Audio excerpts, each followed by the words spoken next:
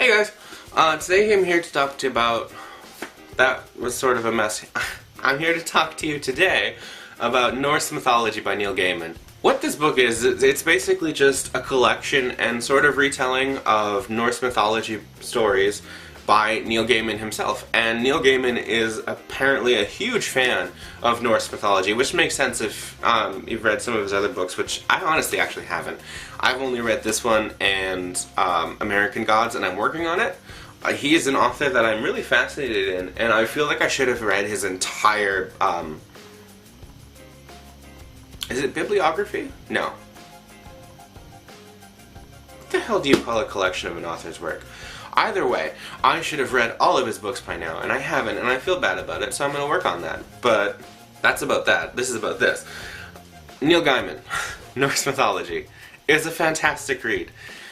It was really interesting to see Norse mythology retold from an author that I know, and I've kind of experienced a little bit.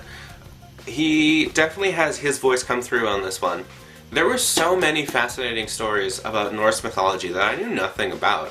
The extent of my Norse mythology is Thor, as in like the comic books Thor, and things are not the same. I mean, I knew they wouldn't be, because it's a comic book, but like, it was kind of cool to see like him tell the source material based on a comic book character that I really liked. And there's relations between people that I didn't know weren't actually the way in Norse mythology. Like, Loki and Thor aren't brothers. Loki is Thor's uncle and Odin's brother, and that was kind of cool, because I learned a lot of stuff about Norse mythology, and I kind of want to continue on this little mythology trail and read a little bit more Norse mythology and some mythology from other cultures, because like, it's fascinating stuff. My absolute favorite story in this whole entire book is the one about how poetry was given out to people with the mead that God brewed up.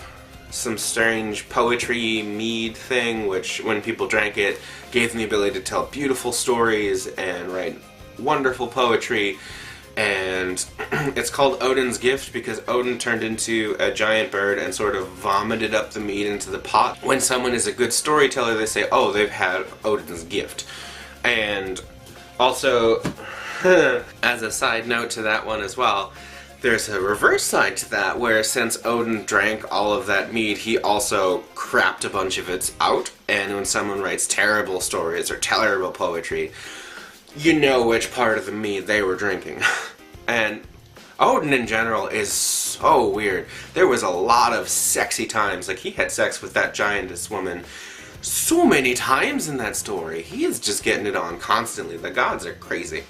This whole story, this whole book has taught me nothing if they have not taught me that the gods are messed up, and I love them all. Except Loki. Holy crap, is he a dick. Each story is kind of a little self-contained story of mythology, and they don't really seem to like flow together very well. It's a bunch of different little tiny stories, but essentially what it is like each little story that you get in here culminates into a final story that is actually Neil Gaiman's own original story of the Ragnarok, and every single story that leads up to it gives you a little piece of something to take away from it, and all those little pieces come together in Gaiman's original Ragnarok story, and it was so good. It was so cool to see each one of these little stories just come together. The Ragnarok story was interesting. It was kind of sad, like, well, I mean, it's very sad. It's Ragnarok. It's the end of the world. But it was also, in a way, very hopeful in the end of it. Like, I'm not going to give it all away, but, like, it was really good. It was exactly what this book needed to finish everything off, just to, like, tie all the stories together. I give this one... What did I give this one? 4 or 5 stars. I can't tell. I can't remember. I'm gonna say 4. I give this one 4 out of 5 stars, because it was really good. I mean, some stories weren't that entertaining, but that's just an anthology collection. Like, some of the stories you'll love, some of them you won't.